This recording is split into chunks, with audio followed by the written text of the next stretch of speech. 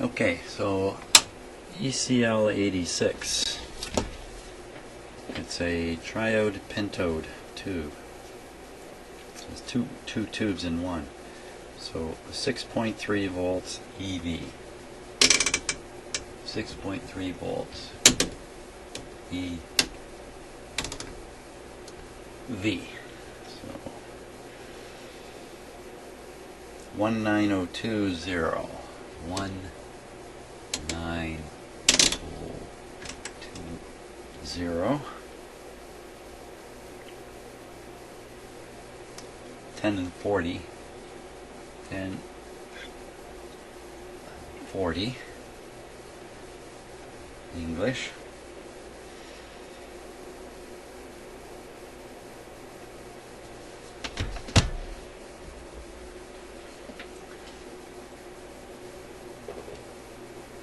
Okay, 6.3. Just double checking. There we go.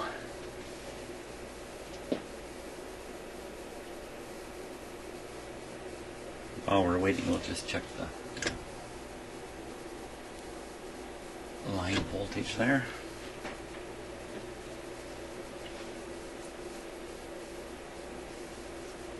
Okay, shorts. No shorts. It's going up. It's low. It's very low on the meter. Now let's read the actual numbers here.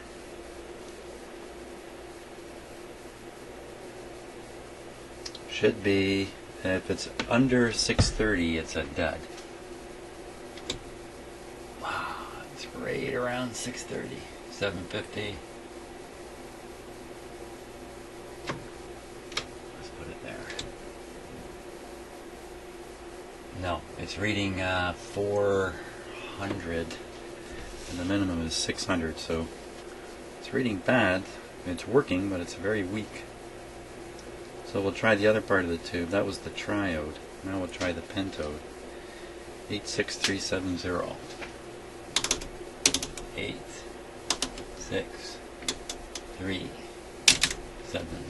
Is that right? 86370. 86370. With 25 and 84. 25, 84.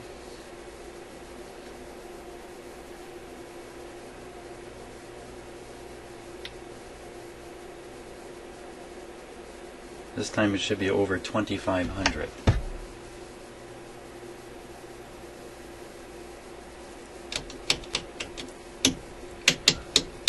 Shorts. Oh, look at that. So we're on the 6,000 scale. So 2400 is somewhere right in here. It's reading just fine on that side. Oh, the light just came on. This is two tubes in one, so there's two grid ones. Interesting. So I've only really tested one grid one so far inside the radio. Okay. So that's good. That gives me something to something else to test for.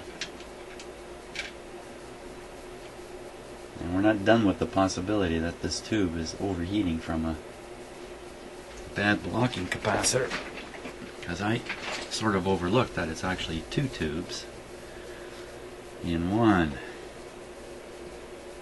Okay, now, so I tested the grid on pin 1, but I did not test the grid.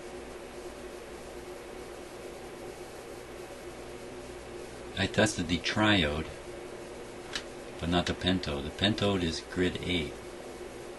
Pin 8 rather. Okay, so we'll try that. Pin 8.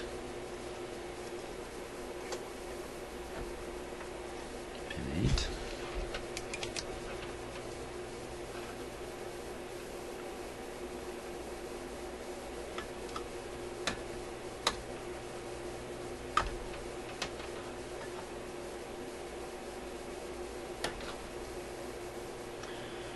0.9.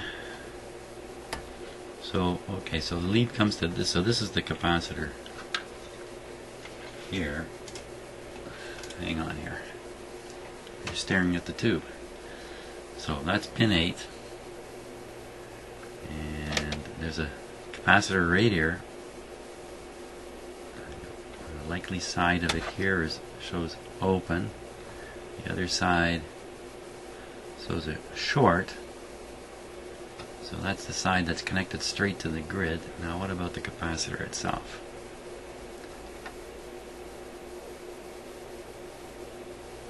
So by ohm meter it gives a perfectly good reading, over 200 megohms. So we didn't find a bad capacitor there, but we don't know this for sure until we operate the set again and actually read the grid potentials, which I notice are supposed to be around minus 1.5 volts, somewhere down around there. Put this guy back in. We're going to heat him up again. Don't touch him this time, Joe. Set that to 20 volts.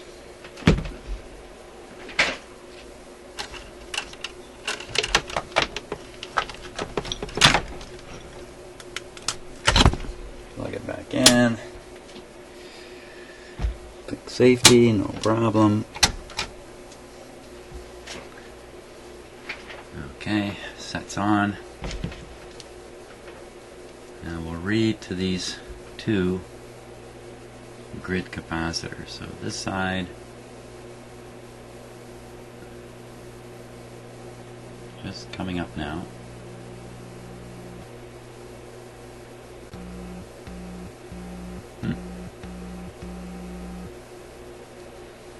Okay, we'll give the set full voltage here.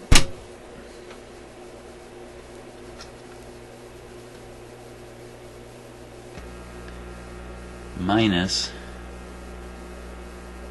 0.3, and the other side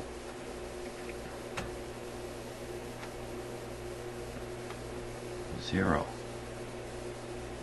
Not really what I'm expecting.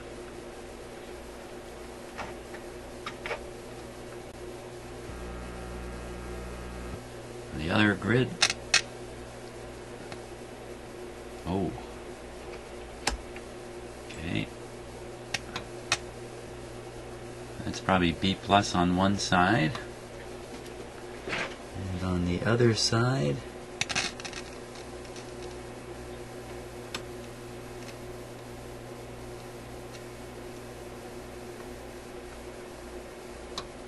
zero.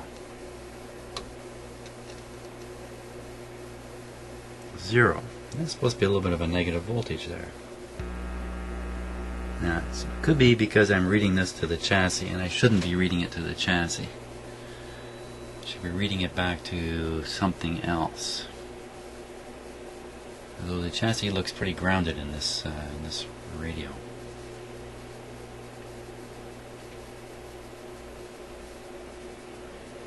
Well, in terms of the tube itself looking odd,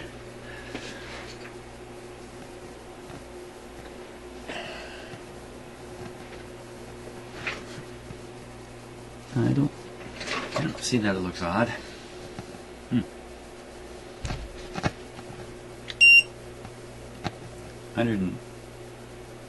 160.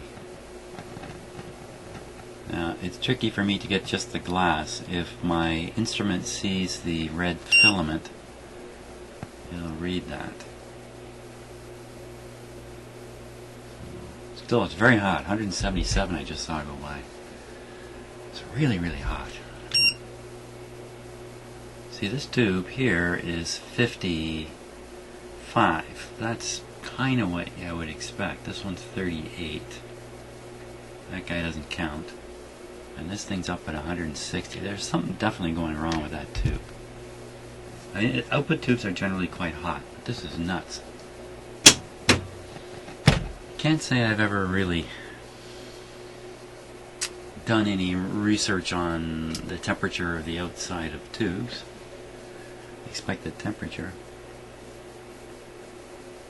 But that sure doesn't seem right. Now, another possibility is the screen voltages aren't right, and all kinds of stuff like that. So I think what we'll do for that is we'll pull the tube out with a big gloved hand.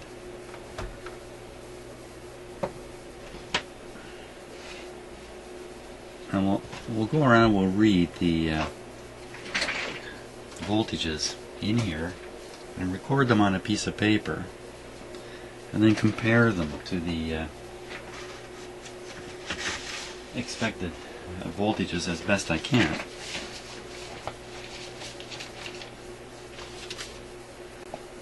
See if we can find something that's way out on this.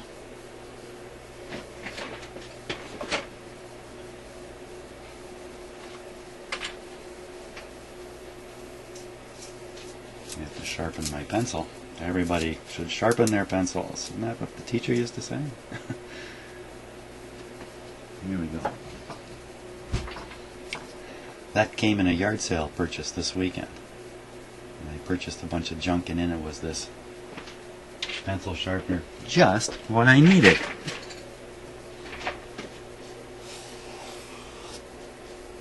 One, 2, 3, 4, 5, 6, 7, 8, 9.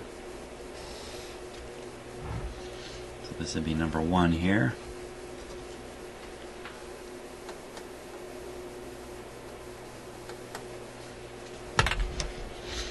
And we'll just record the voltages and go around the tube on this.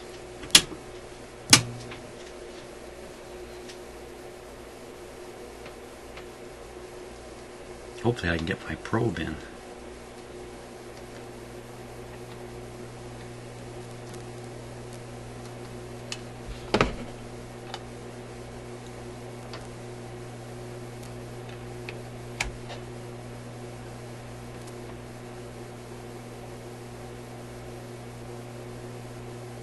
Huh? What am I doing here? 277. I thought that was pin number 1 to grid.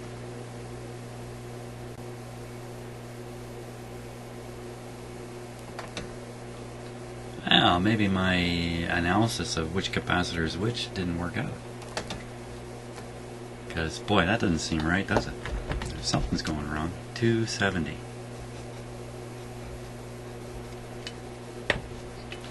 Next pin. 0. Next pin. 0.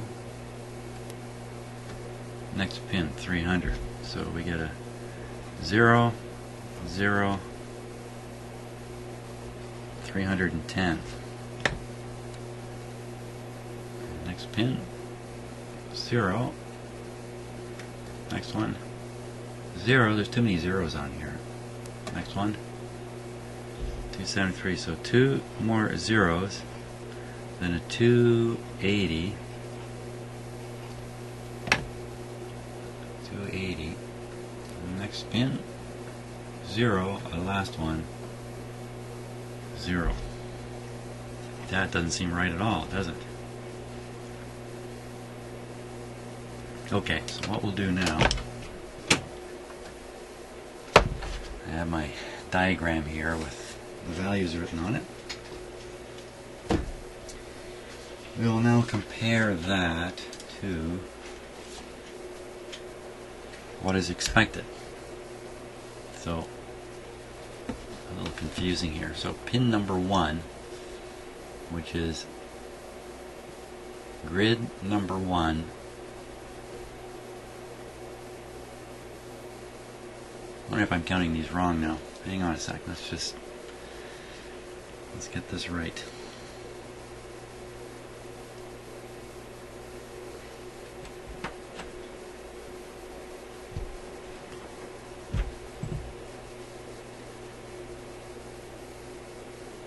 Yeah, I think I'm counting them wrong. I think I've counted them wrong here.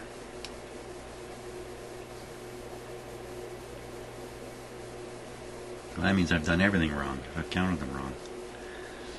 I seem to always get confused on pin counting. So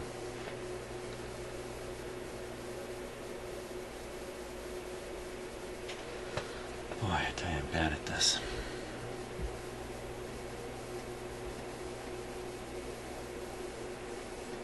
Yeah, I think I've counted them wrong. I got them all backwards here. Okay, so that changes the picture quite a bit. So pin number 1 has 0 on it. And the other grid is pin number 8. Pin number 8 also has 0 on it.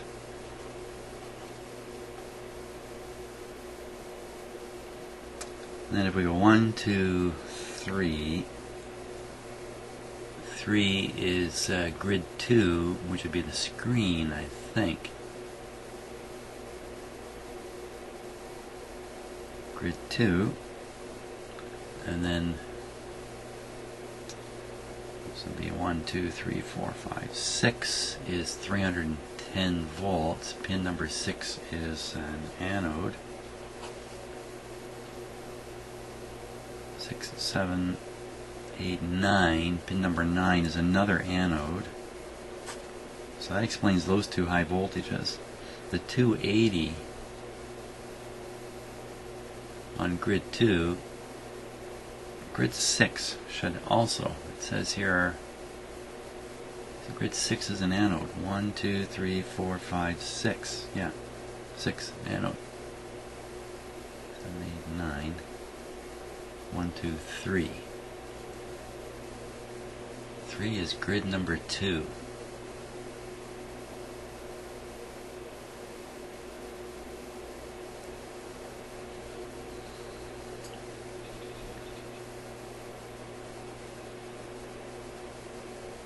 It looks pretty good. I don't see that there's a problem, except I don't like all these zeros. It seems like there's too many zeros here. Okay.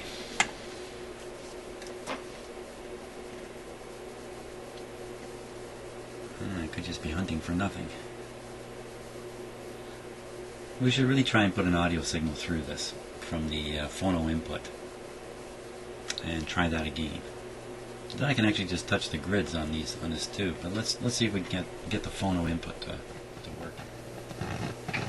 Okay, so I have the set operating. It's become noisy. I wonder why.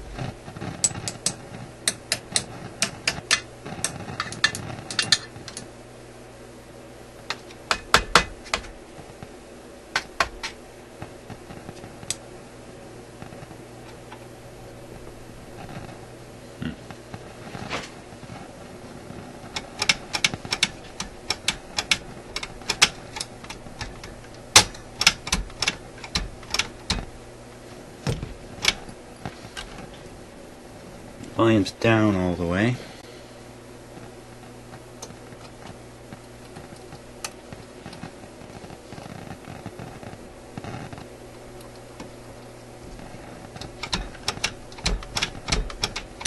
And I can't get the push button to stay down here. There it is.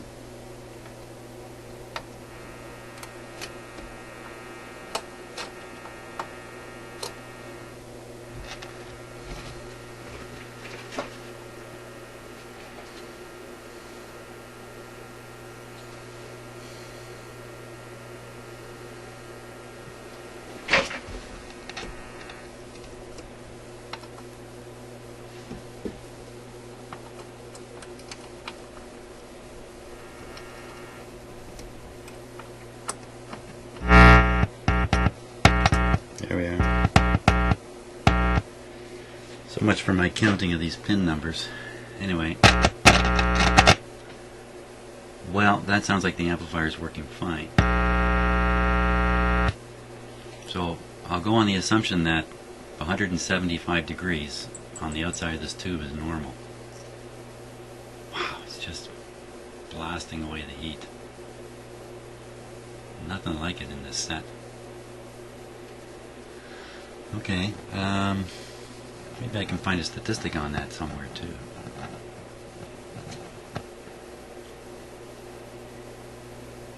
So, if we know the audio section's working, and we assume it's working, then we're back to the radio section of the receiver. And I think we should be chasing B plus and prove that there's B plus on each of these tubes, because the thing is so silent.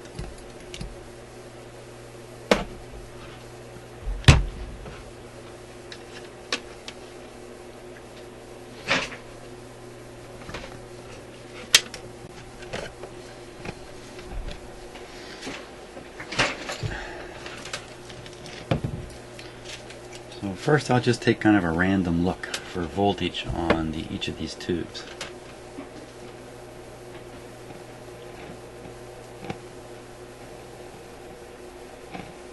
Just go around the pins and watch to see that some of them at least have high voltage on them.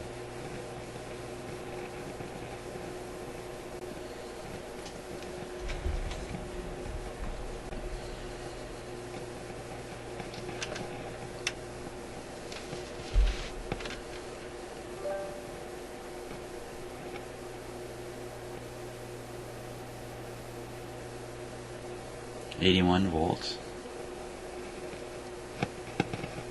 Nothing. Nothing. There's high voltage on there, so I won't worry about that tube. Now the next one, where is it? It's right up here. Nothing. Nothing.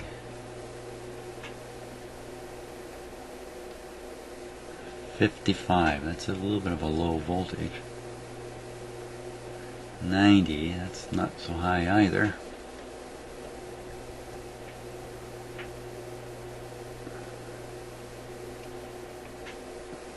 .55 and 90. 55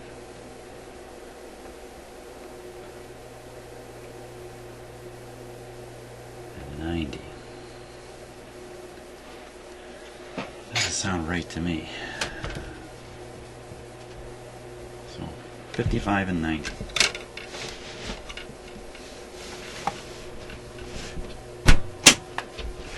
That was this tube here.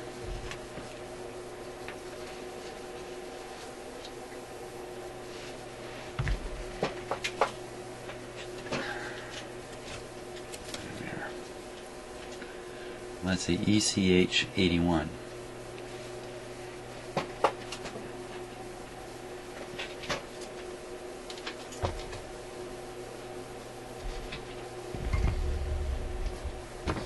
Check up on that. ECH 81 here. Maybe if I just turn this camera a little bit. Well, it's not the best angle. Are you?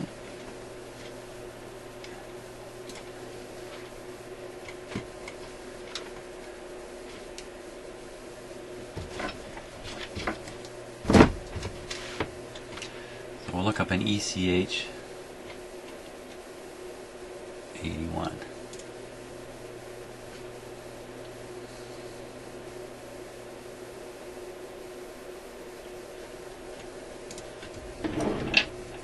ECH 81.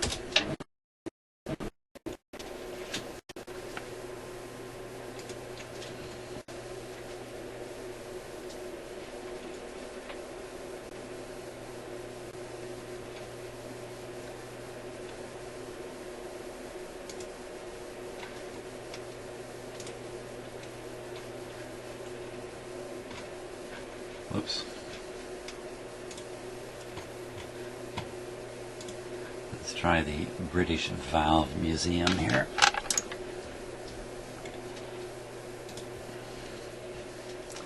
ECH 81.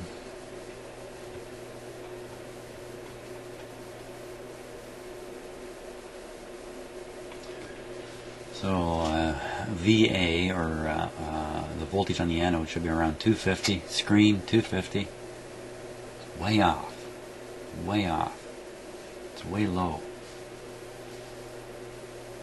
So,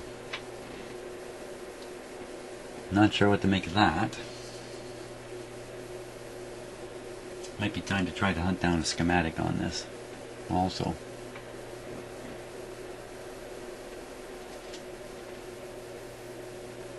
So I think I'll do that. I think that's what I'll do. I'll hunt down a schematic.